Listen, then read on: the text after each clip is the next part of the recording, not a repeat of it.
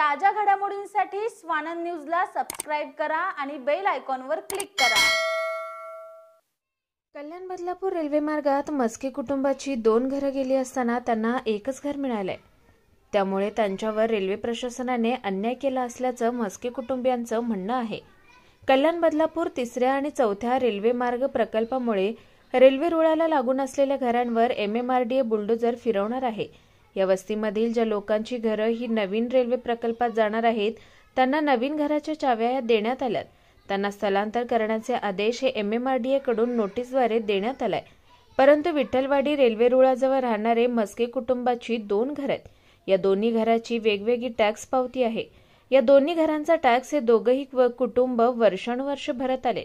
तसेच MMRDAच्या सर्वेक्षणात 2 घरं असल्याचं दिसतंय, ज्यात एक घर हे 82 व दुसरे घर हे 83 असे असून देखील त्यांना फक्त एकच घर हे देण्यात आलंय। याबाबत अधिक माहिती जाणून घेऊयात मस्के कुटुंबियांकडून। नमस्कार, मी यशवंत उत्तम मस्के, राहणार विठ्ठलवाडी बौद्धनगर नियर रेल्वे ट्रॅकच्या बाजूला।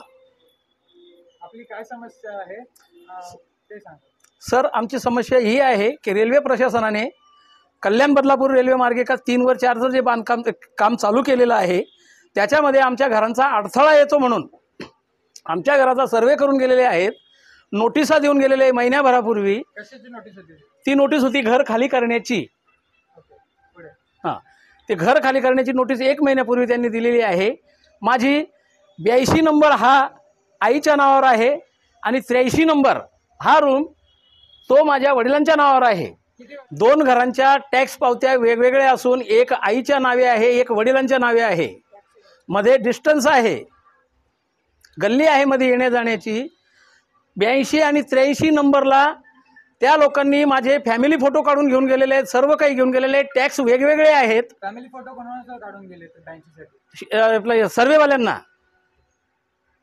वेगळे, आम्ही वेगळे दोघं भाऊ वेगवेगळे राहतोय। 82 मध्ये मी राहतो, 83 मध्ये माझा लहान भाऊ राहतो। त्याचा परिवार आहे, 4 मुलं, त्याची घरवाली आणि तो, असा 6 जणांचा परिवार त्याचा ह्या रूममध्ये राहतो।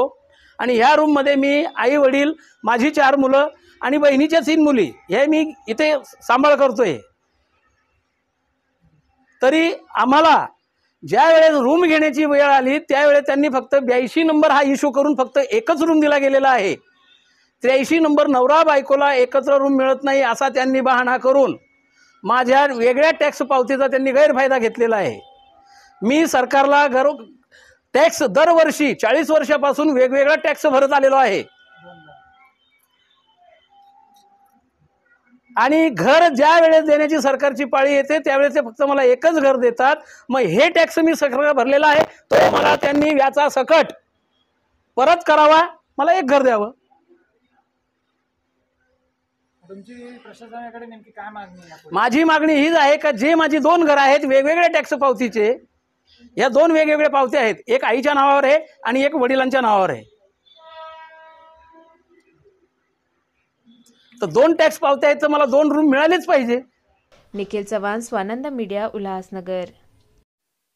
ताज्या घडामोडींसाठी स्वानंद न्यूजला सबस्क्राइब करा आणि बेल आयकॉनवर क्लिक करा।